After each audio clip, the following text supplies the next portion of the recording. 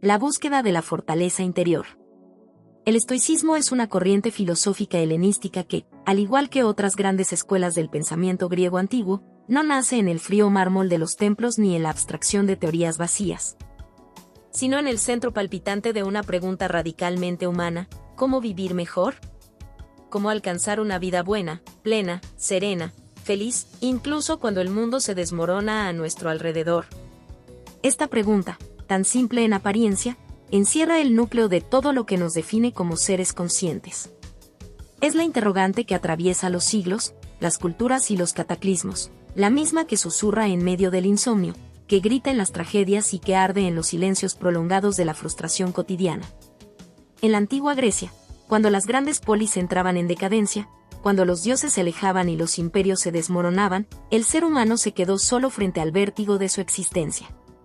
Y ahí, en ese vacío, surgió el estoicismo.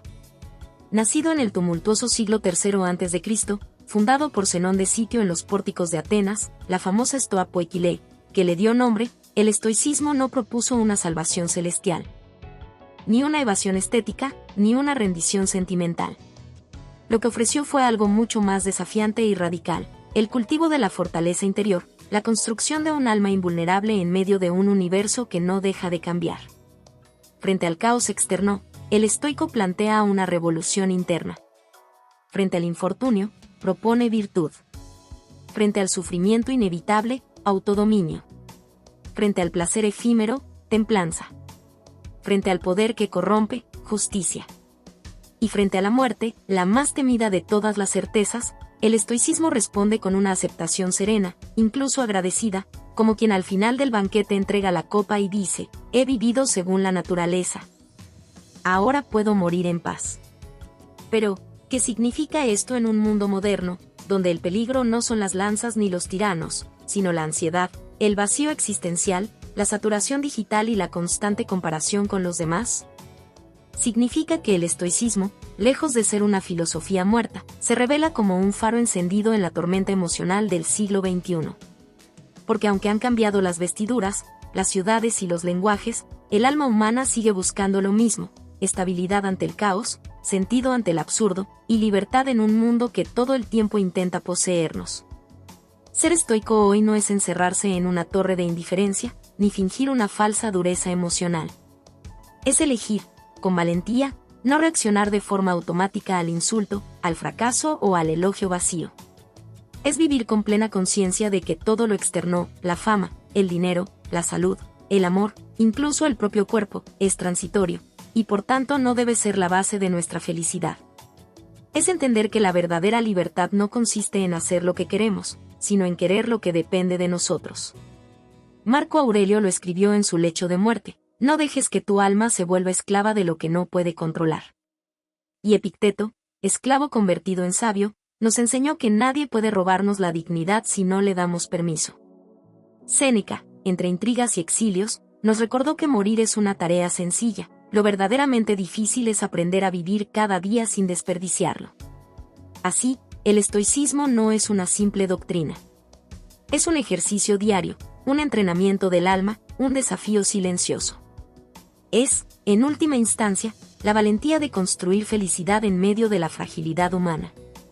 Y por eso, cuando preguntamos cómo vivir más feliz, los estoicos no nos ofrecen promesas, ni milagros, ni atajos.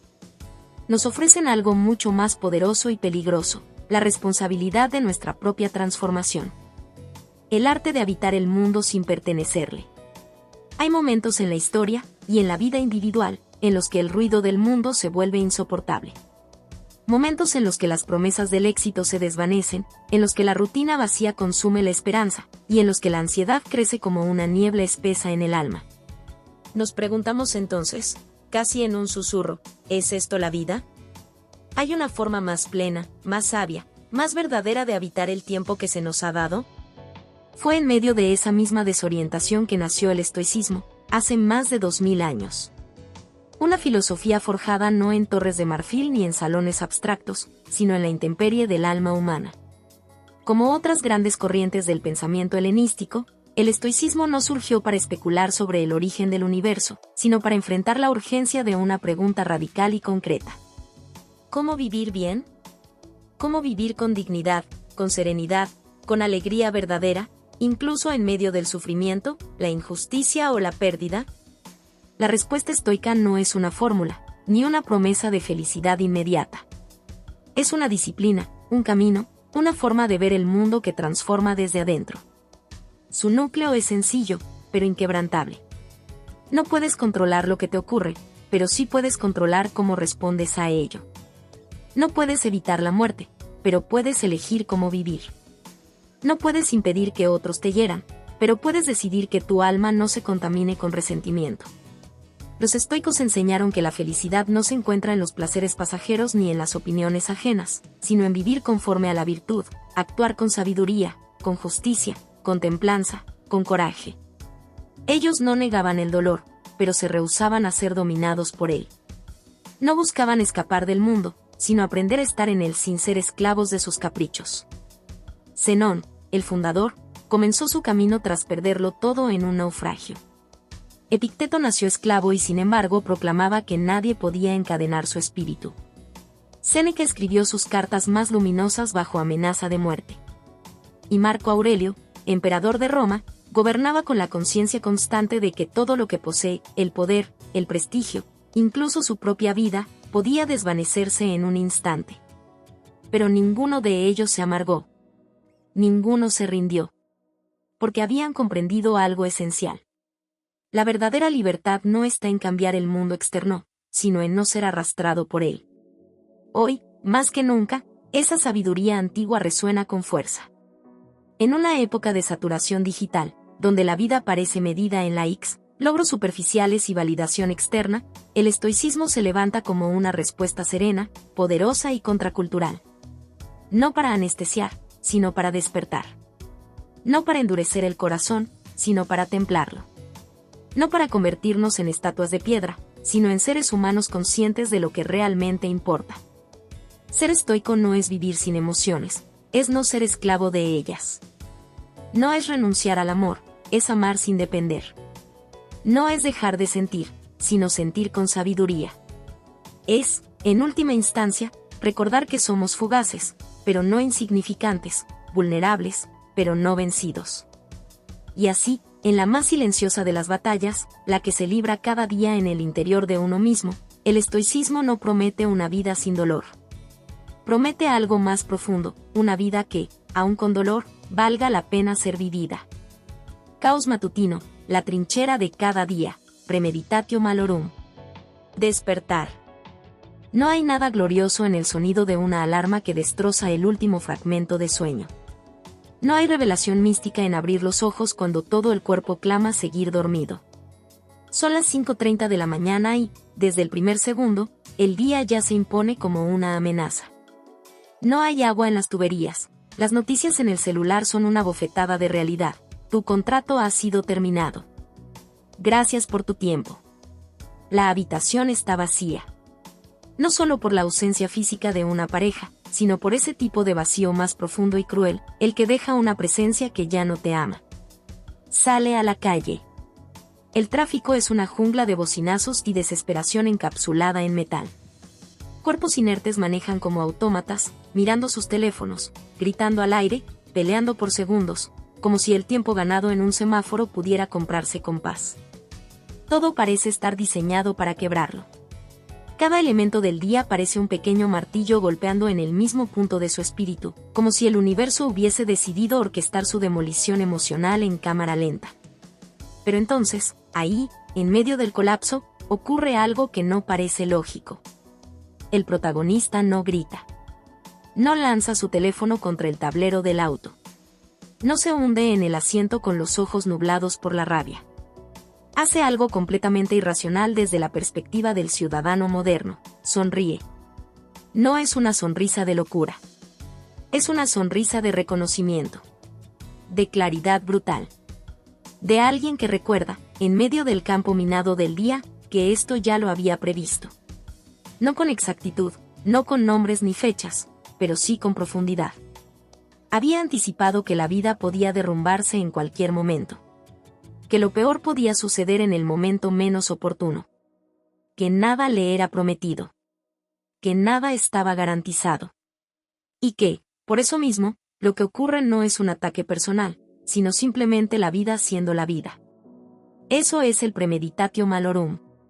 No un ritual depresivo, sino un acto de poder. Una estrategia antigua, casi guerrera, para enfrentar la realidad con el alma blindada.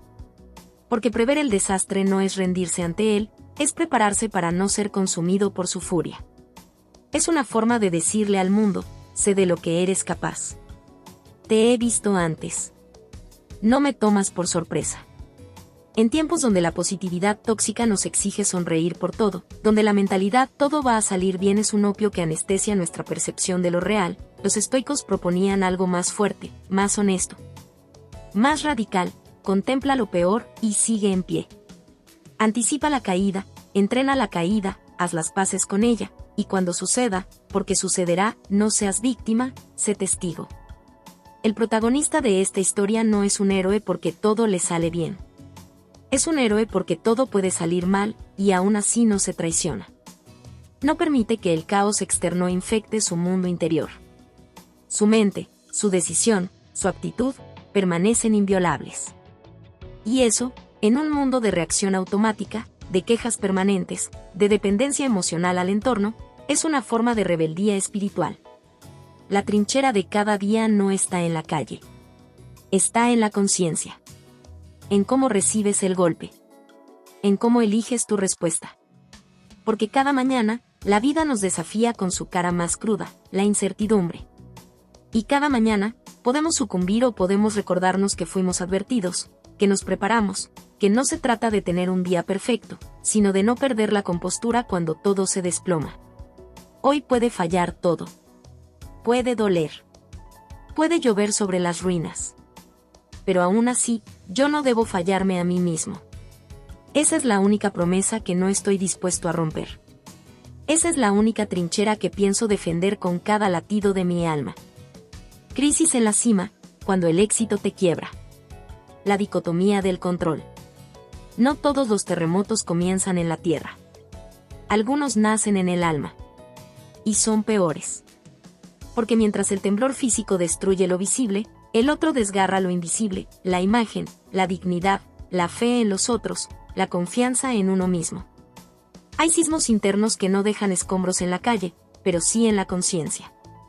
Esta es la historia de uno de ellos. De un hombre que tocó la cima, y allí, en lo alto, escuchó el crujido del abismo que se abría bajo sus pies. El protagonista había luchado por años. No por reconocimiento, sino por construir algo que valiera. No por fama hueca, sino por impacto real. Horas de insomnio, sacrificios invisibles, renuncias que nadie aplaude. Había construido un proyecto con sus manos, con su intelecto, con su tiempo, con su alma. Finalmente, lo había logrado, cerró un contrato millonario, de esos que prometen cambiar vidas, asegurar el futuro, consagrar un nombre. Pero el éxito, esa criatura tan codiciada, no siempre se comporta como un aliado. A veces es una trampa disfrazada. A veces es el inicio del derrumbe. Una semana después del gran logro, la traición. No de un enemigo, sino de alguien en quien había depositado su fe más íntima. Un socio, un supuesto amigo, lo acusa falsamente.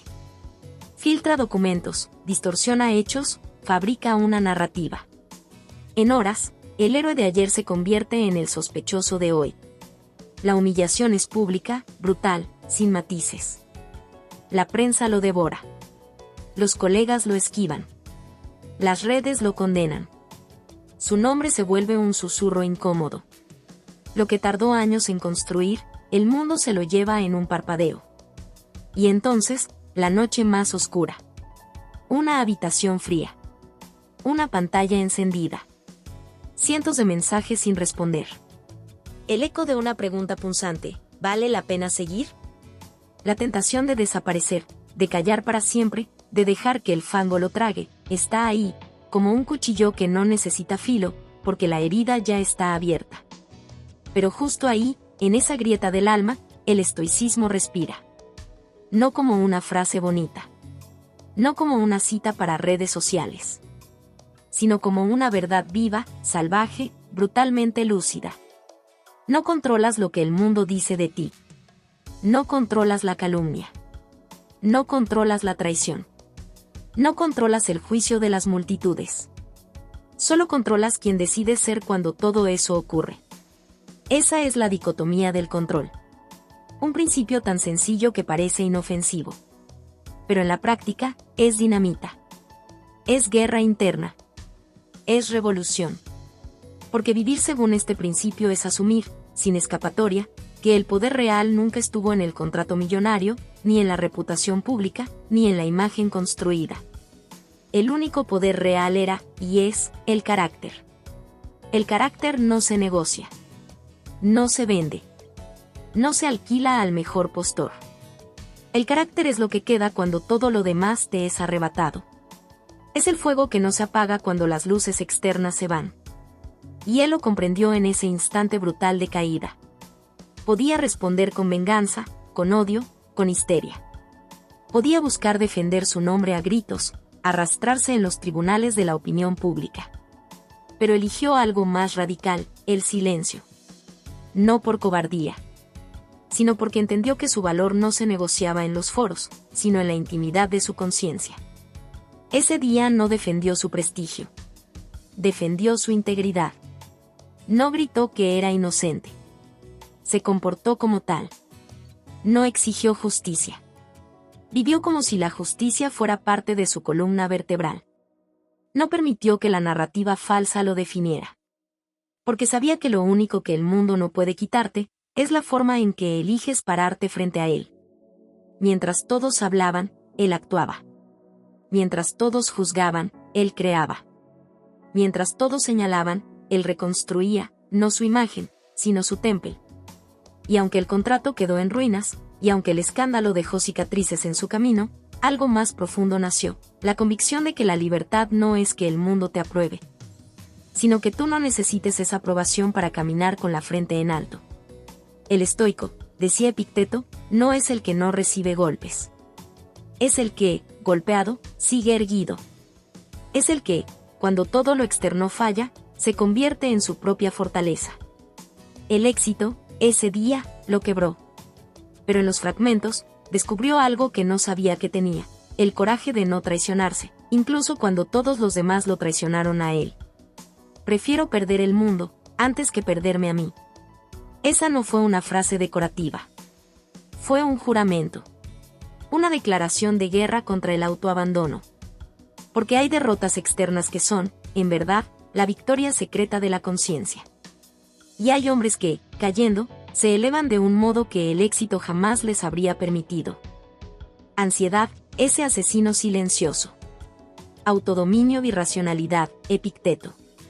Nadie lo vio venir. La escena era común, casi banal, un ascensor elegante, alfombra pulida, paredes de acero inoxidable, y el reflejo multiplicado de hombres y mujeres vestidos con trajes caros, relojes brillantes y sonrisas programadas. Un edificio de cristal que parecía desafiar la gravedad y el sentido común. Una reunión importante en el piso 41. Un pitch decisivo. La gran oportunidad. Todo debía salir perfecto. Pero el cuerpo tenía otros planes. De pronto, sin razón aparente, el aire comenzó a escaparse. No del ascensor. Del pecho. Como si un puño invisible se cerrara lentamente sobre los pulmones. El sudor frío corrió por la espalda como una advertencia primitiva. Las manos temblaban. El corazón, convertido en tambor de guerra, golpeaba el pecho con un ritmo salvaje, como si anunciara la inminente llegada de un enemigo invisible. El protagonista intentó disimular. Respirar. Controlar.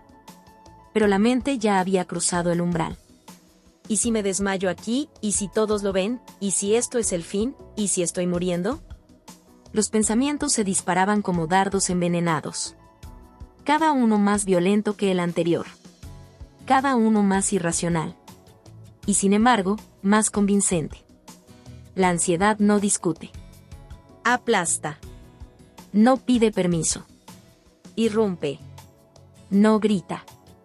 Susurra verdades falsas con una voz tan íntima que parece la tuya. Todos en el ascensor seguían hablando de negocios, del mercado, de datos. Nadie notaba que a centímetros de ellos, un hombre estaba librando una guerra invisible. Una guerra sin balas, pero con consecuencias devastadoras. El enemigo estaba dentro. No tenía rostro. No tenía nombre claro. Solo se sentía como un derrumbe interno. Como si todo se viniera abajo, pero por dentro. Y fue justo ahí, en el punto más oscuro, cuando algo se encendió. No fue una revelación divina. Ni una epifanía mágica. Fue una pregunta. Sencilla. Brutal. Una pregunta que Epicteto habría lanzado con calma estoica y mirada firme. ¿Esto es mío, o del cuerpo? Y todo se detuvo. Porque en esa pregunta cabía todo. ¿La taquicardia es mía, o es una reacción automática del cuerpo? ¿El sudor, el temblor, el nudo en la garganta, son actos de mi voluntad, o solo síntomas? ¿Acaso mi esencia, aquello que decide, que observa, que elige, está siendo derrotada, o simplemente está siendo desafiada? Epicteto, esclavo convertido en maestro, lo sabía, no nos afecta lo que ocurre, sino la opinión que tenemos sobre ello. La ansiedad es real, sí. Es intensa, sí. Pero no es tú. No eres tú. Es una tormenta que atraviesa tu cuerpo, pero tú eres el que mira la tormenta, no el que se convierte en ella. En ese ascensor lleno de trajes caros, nadie notó la batalla. Nadie escuchó la pregunta. Pero en silencio, el protagonista hizo algo heroico, recuperó el timón de su mente. Se obligó a respirar, no porque quisiera, sino porque podía. Porque aún tenía dominio. Cerró los ojos por un instante y dejó que el cuerpo hiciera lo que tenía que hacer. Temblar, sudar, gritar por dentro, pero no decidir. Decidir es otra cosa. Decidir es lo que hace la parte más alta del alma. Y esa parte, aunque golpeada, estaba intacta. La ansiedad no me posee. Yo soy el que observa. No era una afirmación de autoayuda. Era un manifiesto de resistencia. Una declaración de guerra contra la esclavitud emocional. Porque en tiempos modernos, donde la ansiedad se normaliza, se romantiza, se calla o se medica sin reflexión, elegir observarla, mirarla a la cara sin temerle, sin rendirse, sin negarla, es un acto revolucionario. El autodominio no es no sentir. Es no obedecer sin conciencia.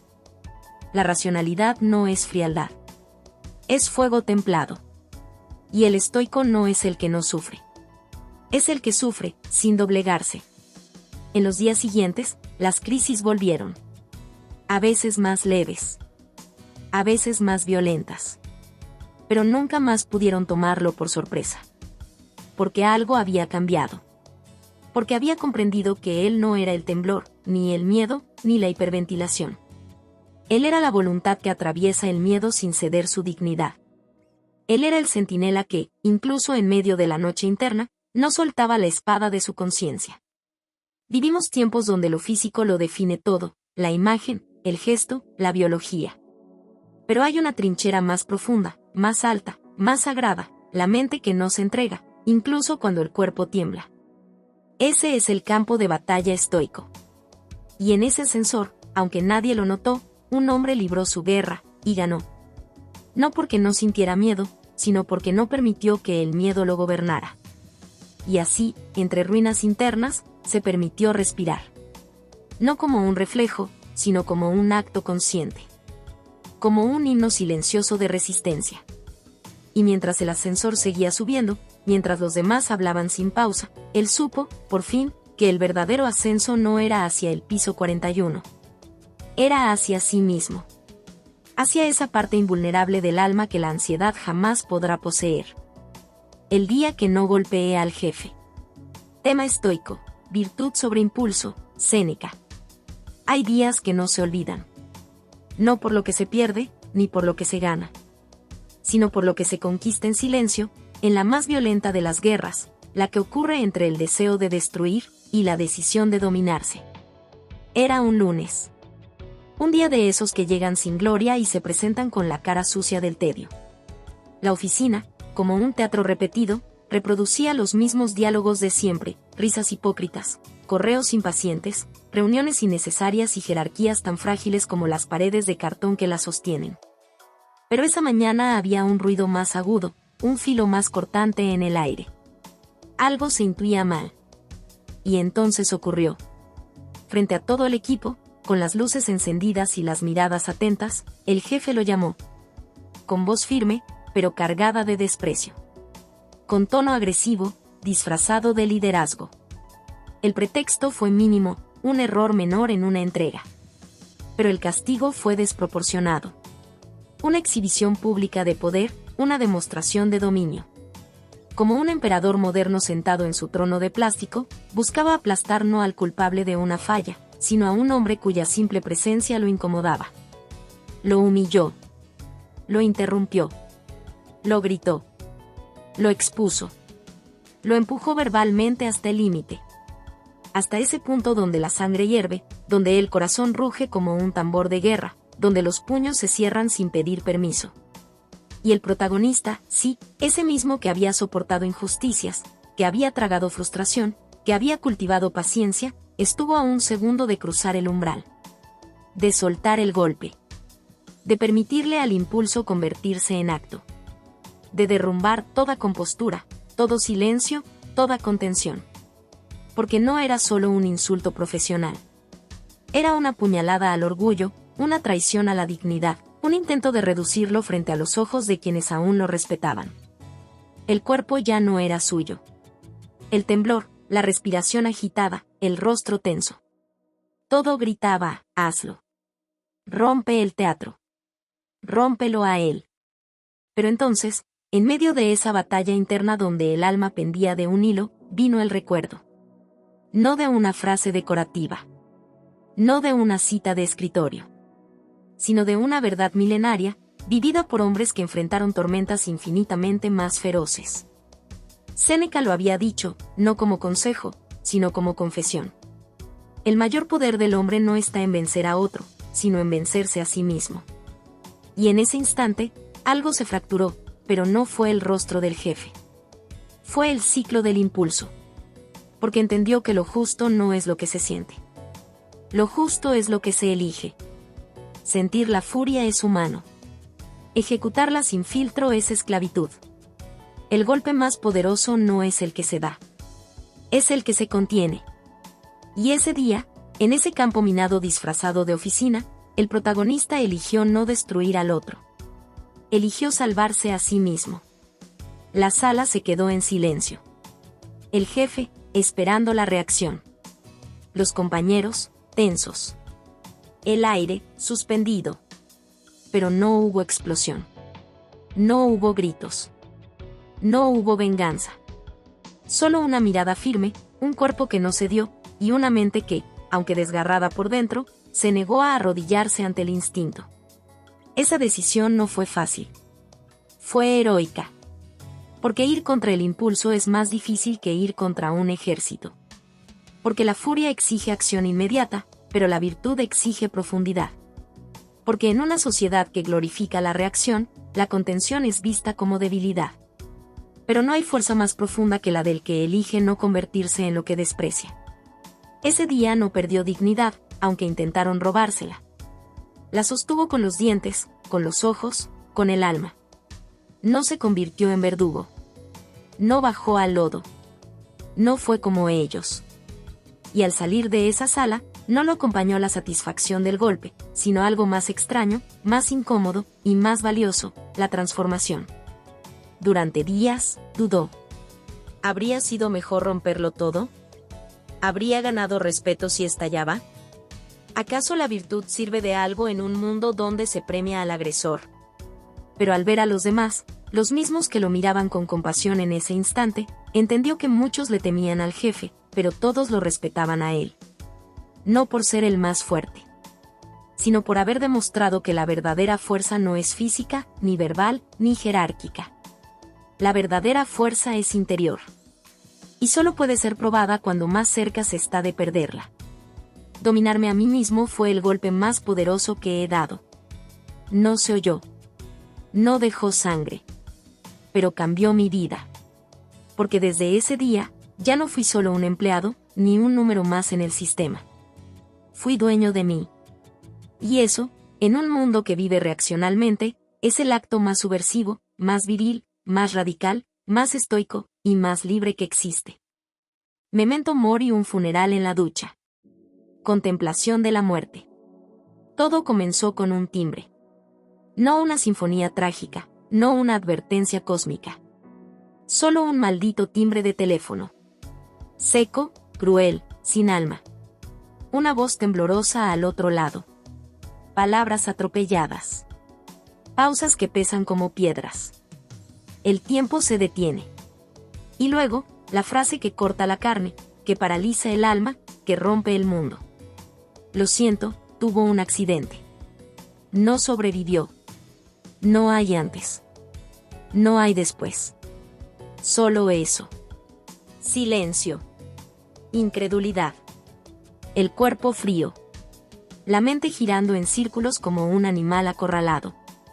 Y entonces, como si el cuerpo supiera antes que el alma, el protagonista entra a la ducha. Como acto reflejo. Como quien busca en el agua una redención que no va a llegar. Y ahí, bajo la presión inútil del agua, ocurre lo que pocas veces se permite, la fractura. Grita. No un grito contenido, no un sollozo elegante. Grita con los dientes, con las entrañas, con los huesos. Llora como quien pierde el suelo, como quien se arranca algo que no quería dejar ir. Golpea las paredes como un niño abandonado por Dios. No por debilidad, sino porque amar también es esto, desgarrarse cuando el otro ya no está. Su mejor amigo. El único que conocía su voz rota, su pasado, sus dudas. El que estuvo cuando todo era oscuro. El que lo sostuvo en la infancia, en la ruina, en la cima. El que compartió la risa y el abismo. Y ahora, nada. Un auto. Un instante. Un error. Y el universo, tan indiferente como siempre, siguió girando. Pero él no. Ahí, bajo el agua, con los dedos arrugados y el corazón hecho pedazos, escribe mentalmente la única pregunta que importa. Si yo hubiera muerto hoy, ¿qué quedó sin hacer? No como frase de motivación barata. No como eslogan de taza de café. Sino como confrontación radical. Como bofetada ontológica. Como examen terminal del alma. La muerte, hasta ese momento, había sido teoría. Filosofía. Algo lejano. Algo que les pasa a otros. Pero ahora está aquí. Toca la puerta sin pedir permiso. No deja notas. No da segundas oportunidades. La muerte es el espejo más cruel y más honesto. Porque frente a ella, todas las excusas se pudren. Todos los planes futuros se revelan como lo que son, humo. Frente a la muerte, uno solo tiene una cosa, la verdad desnuda de su vida vivida. Y entonces lo comprende, pensar en la muerte no es morboso. Es necesario. Es vital. Es lo único que puede devolvernos la urgencia de vivir. Marco Aurelio lo sabía, no actúes como si fueras a vivir 10.000 años. La muerte te pisa los talones. Séneca lo escribió en Cartas afiladas, no es que tengamos poco tiempo, es que lo malgastamos. En ese instante, el protagonista se da cuenta de lo que significa memento mori. No es una amenaza. Es un llamado. No es una sombra, es una antorcha. No es el fin, es la brújula. Recuerda que vas a morir. Porque solo entonces recordarás cómo vivir. Y no se trata de vivir cada día como si fuera el último. Esa frase es romántica, pero superficial. No se trata de quemar las horas con desesperación, ni de llenar la vida de excesos, ni de decir todo lo que uno reprime sin filtro. No. Se trata de vivir como si la vida no te debiera nada. Como si cada amanecer fuera un préstamo, no un derecho. Como si cada persona que amas pudiera desaparecer esta noche. Como si cada palabra tuviera el peso de lo irreversible. Como si cada acción tuviera que sostenerse si mañana ya no hay más acciones. El verdadero estoico no niega el dolor de la muerte. Lo abraza. Lo contempla. Lo lleva en el bolsillo como una piedra sagrada. Y no para desesperarse, sino para recordar qué es lo esencial. Porque el día que olvidas que vas a morir, empiezas a morir por dentro. Pero el día que lo recuerdas, de verdad, empiezas a vivir. Después del funeral, después del café amargo, después del silencio incómodo de los conocidos, el protagonista vuelve a casa. Y antes de dormir, toma una hoja en blanco y escribe con letra firme: no viviré hoy como si fuera el último, sino como si no me lo debieran. Porque no me lo deben. Porque nada me pertenece. Ni el tiempo. Ni el amor. Ni siquiera este cuerpo que habito. Y aún así, mientras esté aquí, haré que cada acto sea digno de no repetirse. Y así, con el corazón aún roto, con el eco de su amigo aún flotando en los pasillos del alma, decide no fingir que nada pasó. Decide que el dolor no lo destruirá. Lo despertará. Y esa es la forma más brutal, más hermosa, más inquebrantable de afirmarse ante la vida. La guerra contra el ego. Humildad y práctica constante, Marco Aurelio. Nada duele más que la traición envuelta en gloria ajena. No hay golpe más venenoso que ver tus esfuerzos florecer en las manos de otro. Ver cómo lo que cultivaste con sudor, lecturas nocturnas, años de ensayo y error, brota en la boca de alguien que no solo no lo mereció, sino que además lo usó para burlarse de ti. Públicamente. Frente a todos. Y con aplausos. El protagonista de esta historia no es un mártir ni un sabio. Es un hombre moderno, con aspiraciones, pasiones, y sí, con un ego tan vivo como cualquier otro. Había trabajado en silencio durante meses en una idea original. Un concepto que mezclaba arte, psicología y lenguaje con una narrativa poderosa. Lo había probado, corregido, modelado hasta que por fin lo mostró al mundo. Y entonces, el golpe. Un influencer con miles de seguidores, una figura popular, rápida, vacía de profundidad pero hábil con las apariencias, toma su idea, la edita, la simplifica. La convierte en un producto visualmente brillante pero esencialmente superficial, y se burla. Ridiculiza al creador original sin mencionarlo. Lo pinta como un amateur. Un iluso. Un don nadie. Y el mundo lo celebra. Likes. Comentarios. Reacciones. Invitaciones a podcast. El otro crece. Gana fama, reputación. Y él se queda con el temblor. Con la rabia. Con el deseo feroz de responder, de defenderse, de destruirlo. Por dentro, el ego arde como una hoguera. ¿Cómo se atrevió? Esto era mío, yo lo pensé, yo lo hice real. ¿Por qué lo premian a él y a mí me ignoran? En ese infierno, todo parece justificable: el ataque, la exposición, el grito, la guerra digital. Todo menos lo que eligió hacer. Porque, contra todo impulso, contra toda pulsión de venganza, el protagonista eligió no reaccionar. Eligió algo más violento, más radical, más difícil: el silencio interior. No porque fuera débil. No porque temiera el conflicto. Sino porque sabía que la batalla verdadera no era con el otro. Era consigo mismo. Con esa parte inflamada que exige reconocimiento, que necesita que el mundo valide lo que uno hace, que se alimenta del aplauso y se marchita con el olvido. Esa parte hambrienta, narcisista, brillante y profundamente destructiva. El ego. Marco Aurelio, emperador del imperio más vasto del mundo antiguo, lo escribió en las páginas más íntimas de su alma. No busques que los demás canten tus alabanzas. Haz tú mismo lo correcto. Y que eso sea suficiente. Y en esa frase cabe todo. El protagonista se recordó a sí mismo que no entrena para impresionar, sino para fortalecerse. Que no escribe para la fama, sino para ser más humano. Que no crea para conquistar, sino para comprenderse. Y que, si alguien roba su obra, solo puede robar la superficie. Jamás la raíz. Porque la raíz está en el proceso. En el camino.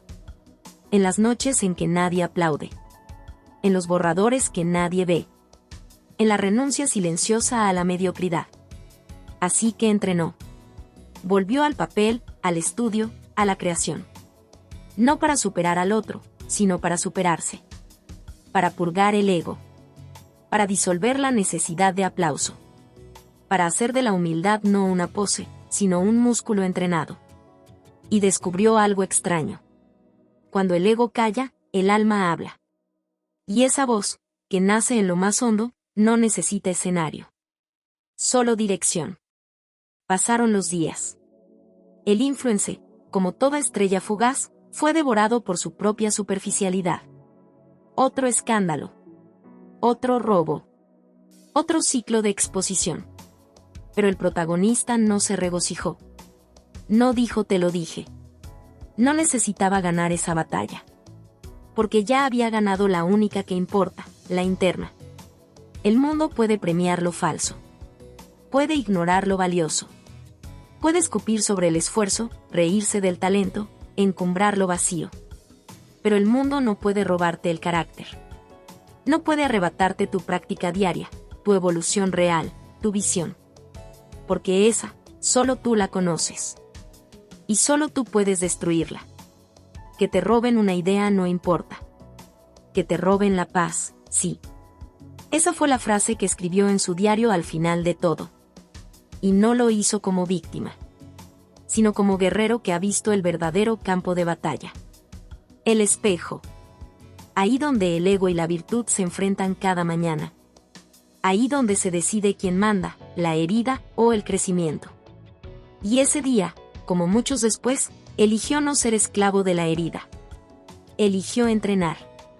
Seguir. Construir. A pesar del mundo. Y, sobre todo, a pesar de sí mismo. Libertad en llamas. Autarquía, la libertad interior. Hay incendios que no dejan cenizas en la calle, pero carbonizan el alma. Hay catástrofes silenciosas que no aparecen en los noticieros, pero que reducen a un ser humano a sus huesos más íntimos. Y entonces, cuando no queda nada, cuando la vida te despoja sin anestesia, cuando todo lo que te definía, tu nombre, tu pareja, tu casa, tu salario, tu espejo, se derrumba sin explicaciones, sin justicia, sin redención. Ocurre lo impensable, el encuentro con uno mismo. Desnudo. Solo. Indestructiblemente libre. Todo comenzó con una frase de oficina: estamos haciendo reestructuras. Una línea pulida por el cinismo, lanzada como cuchillo envuelto en seda. El protagonista, un hombre común, trabajador, profesional, comprometido, fue invitado a retirarse. A desaparecer con discreción. A dejar su lugar, como si no hubiera dejado años, sueños, tiempo. Horas después, su pareja, la misma que juró amor incluso en los fracasos, le dijo que necesitaba espacio. Que no era él. Que simplemente necesitaba respirar. Y luego, como remate, el banco. Las deudas. El aviso de desalojo. Una semana. Eso fue todo lo que necesitó el universo para recordarle que nada le pertenece. Ni el sueldo. Ni el afecto. Ni el colchón sobre el que dormía. La primera noche en el coche fue surrealista. No porque fuera incómodo, eso era obvio, sino porque la mente no podía entenderlo aún. Se quedó despierto, con las luces del tablero apagadas, escuchando su propia respiración, tratando de distinguir si lo que sentía era miedo, tristeza o una nueva forma de silencio. Las siguientes noches fueron más duras. El cuerpo empezó a quejarse. La dignidad empezó a tambalear. La mente, acostumbrada al control, al tener, al reconocimiento, gritaba. ¿Cómo llegamos aquí? ¿Por qué nadie me ayuda? ¿Qué sentido tiene esto? Y sin embargo, también ahí, en esa cabina estrecha, en ese habitáculo metálico convertido en último refugio, ocurrió el giro inesperado. Tomó su cuaderno. Lo abrió. Y escribió. Hoy me despierto sin techo, pero con rumbo. No fue una frase motivacional. Fue un grito existencial. Porque en medio del despojo, en medio del incendio, en medio de la intemperie, descubrió algo que los cómodos jamás podrán conocer. La libertad de no depender. Marco Aurelio lo intuía, rodeado de lujos imperiales. El hombre más poderoso es aquel que se domina a sí mismo. Y eso es autarquía, No la independencia superficial del que lo tiene todo, sino la fortaleza indomable del que puede perderlo todo y aún así no doblarse. La libertad no es tener opciones. La libertad es no necesitar ninguna para seguir siendo tú. A los ojos del mundo, estaba roto. Pero dentro, algo más feroz había despertado. La voluntad. La voluntad como músculo sagrado. La voluntad como linterna en medio del derrumbe. La voluntad como última propiedad inalienable, como último bastión invicto. Esa voluntad no dependía de la cama, del sueldo, del título, de la pareja. Era suya. Solo suya. Y con ella, podía volver a levantarse. Esa semana en el coche fue su infierno y su renacimiento. No porque lo romantizara. No porque se resignará. Sino porque eligió no odiar al mundo. Eligió no odiarse a sí mismo. Eligió no convertirse en víctima. Y eso, en un sistema que te entrena para ser dependiente de todo, de la aprobación, del confort, del éxito, es un acto de rebelión espiritual. Comenzó a reconstruirse desde adentro. No corrió por likes, ni mendigó compasión. Leyó. Escribió.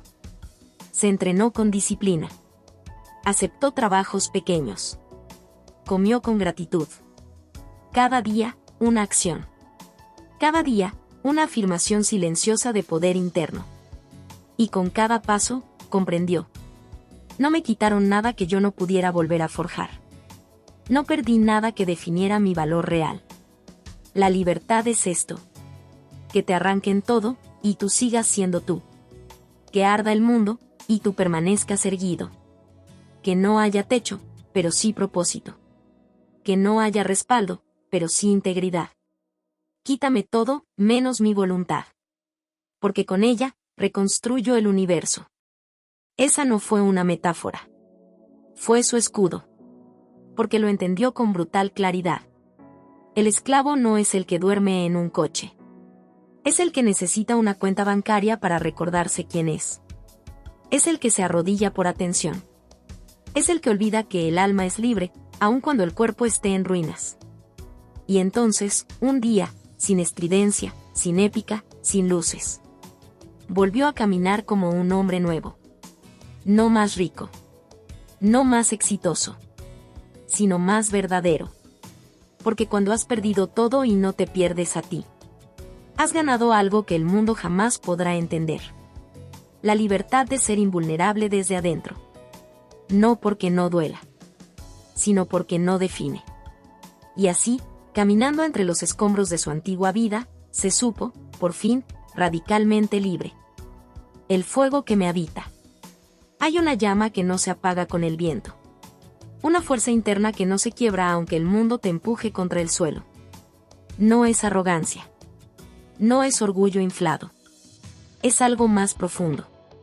Es el reconocimiento sagrado de que tú, sí, tú eres tu propio principio, tu propio destino y tu última trinchera.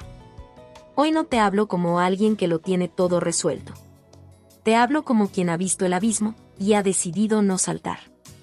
Como quien ha sentido el peso de la desesperanza, pero eligió el peso de la disciplina. Porque si vas a cargar con algo en esta vida, que sea contigo mismo. Que sea con la versión más valiente, más despierta y más comprometida de ti. Nadie vendrá a salvarte. Eso, lejos de ser una maldición, es el inicio de tu libertad. Eres el arquitecto, el soldado, el filósofo, el alquimista. Tú decides qué hacer con el dolor. Puedes dejar que te hunda. O puedes convertirlo en acero fundido, en columna vertebral, en arte, en impulso. Cada día es una página en blanco. Y aunque no elijas todo lo que sucede, sí puedes elegir cómo escribes en ella. Con resentimiento o con gratitud. Con miedo o con fuego. Con abandono o con amor propio. Porque amarte no es mirarte al espejo y repetirte frases bonitas. Es levantarte cuando no tienes fuerzas. Es exigirte cuando todo en ti quiere rendirse. Es perdonarte, pero no excusarte. Es ponerte límites que te fortalezcan, no cadenas que te anestesien. Es hablarte con la verdad aunque duela, y aún así sostenerte con ternura. Eres un campo de batalla donde cada mañana decides si vas a obedecer tus excusas o tus ideales. Y te lo digo claro. Las excusas suenan lógicas, pero son trampas disfrazadas. Son la voz del miedo pidiendo tregua. Y tú no naciste para ser esclavo del miedo. Disciplínate no para castigar tu caos, sino para dirigirlo. Porque dentro de ti hay un torrente brutal de energía, pasión y sabiduría, esperando ser encauzado. No por las circunstancias, sino por ti. Y sí, lidera. Pero no te hablo de liderar empresas o equipos. Te hablo de liderarte a ti. De sostenerte en medio de la tormenta. De ser el faro para tu propia oscuridad.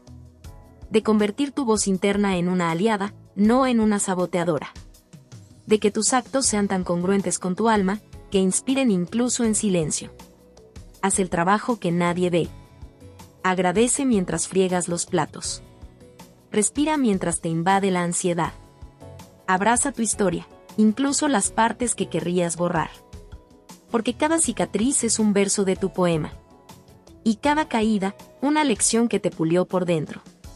No vivas dormido en el piloto automático de las redes, los likes y la validación externa. Vive despierto. Presente. Alineado con algo más grande que tú. Y no me refiero a Dios, ni al destino, ni a un sistema. Me refiero a ese ideal que tú solo puedes encarnar. Ese propósito que nadie más puede realizar. Esa semilla que habita en ti y que solo germina con verdad. La libertad no es hacer lo que quieras. Es no estar atado a lo que te destruye. Es elegir el camino difícil cuando sabes que es el correcto. Es decir no cuando todos dicen sí. Es renunciar al ruido para escuchar tu voz. Es sostener tu integridad aunque tiemble todo a tu alrededor. Y por último, agradece. Sí, incluso lo roto. Incluso lo perdido. Incluso el fracaso. Porque todo eso te hizo más consciente. Te obligó a decidir si eras víctima o guerrero. Y estás aquí, leyendo esto, respirando, sintiendo. Eso significa que aún puedes elegir. Así que hoy, no te escapes de ti. Mírate. Abrázate. Haz lo que dijiste que ibas a hacer. No por los demás. No por el éxito. Sino por ese pacto silencioso que hiciste contigo cuando todo se vino abajo. Nunca más me abandonaré. Porque aunque todo arda, aunque todos te nieguen, aunque el mundo te olvide, si tú no te sueltas, si tú te eliges, si tú te enciendes, entonces ya eres libre. El poder de elegirte cada día. No hay mayor revolución que elegirte cuando el mundo entero te empuja a olvidarte. No hay acto más radical, más doloroso, más valiente, que levantarte frente al espejo, con todas tus grietas, con todos tus fracasos, con todas tus heridas aún abiertas, y decirte sin titubeo: aquí estoy. Y sigo siendo yo. Vivimos en un mundo que celebra las apariencias, que premia la velocidad, que glorifica el ruido. Pero el alma no necesita que corras. El alma no necesita que finjas. El alma te pide algo más sagrado: presencia. Y estar presente contigo mismo no es cómodo. Es mirar de frente tus contradicciones. Es dejar de huir de tu sombra. Es aceptar que no siempre vas a tener ganas, que a veces vas a fallar, que muchas veces vas a romperte. Pero aún así, no soltar tu camino. Porque la disciplina no es rigidez. Es un acto de amor propio sostenido en el tiempo. Es prometerte que, incluso cuando la emoción se apague, la acción seguirá viva. Tu grandeza no está en lo que logras cuando todo está a favor. Está en lo que haces cuando todo te grita que te rindas. Cuando te duele el cuerpo. Cuando te duele el alma. Cuando no hay aplausos, ni testigos, ni certezas. La grandeza está en ese momento silencioso donde eliges levantarte. Donde te dices: no por motivación. No por reconocimiento. Sino porque yo no nací para traicionarme. Y no se trata de ser perfecto. Se trata de ser honesto. De caminar con coherencia. de dejar de buscar fuera lo que solo florece dentro. La libertad más alta no es hacer lo que quieras. Es no depender de nada para ser tú. Es no suplicarle al amor, ni a la validación, ni al éxito, ni a nadie, que te dé el permiso de existir. Es entender que todo lo que importa se cultiva en silencio. La gratitud no es conformismo. Es revolución. Es mirar lo que tienes y entender que ahí, en lo sencillo, en lo ordinario, está lo extraordinario. Es dejar de posponer la vida para cuando todo esté resuelto. Es elegir vivir ahora, con lo que hay, con lo que eres, con lo que te queda. Y si todo arde, no huyas. Quédate. Observa las llamas. Deja que lo que no eres se consuma. Y luego, camina entre las cenizas con el rostro limpio. Porque lo que sobrevive al fuego no es débil. Es esencial. Así que hoy, si dudas, si temes, si sientes que no puedes, haz algo pequeño. Hazlo lento. Hazlo temblando. Pero hazlo. Porque el camino no lo construye el que lo sueña. Lo construye el que lo camina. Y tú, aunque el mundo no lo sepa aún. Aunque nadie lo diga. Aunque tú mismo a veces no lo creas. Tienes dentro una fuerza tan brutal, tan luminosa, tan invencible. Que si la despiertas, no habrá nada ni nadie que pueda detenerte. Hoy, no necesitas tener todo claro. Solo necesitas una cosa. Volver a elegirte. Aunque duela. Aunque canses. Aunque falles. Vuelve a ti. Siempre. Hola a todos. Si te ha gustado esta historia, déjame un comentario y cuéntame qué parte te atrapó más o qué emociones despertó en ti. No olvides suscribirte al canal, activar la campanita y darle me gusta. Tu apoyo nos ayuda a seguir creando contenido emocionante y lleno de emociones. ¿Qué otros temas de historias te gustarían ver en el canal? Tus ideas podrían inspirar nuestra próxima trama con giros inesperados. Gracias por acompañarnos, nos vemos en el próximo video.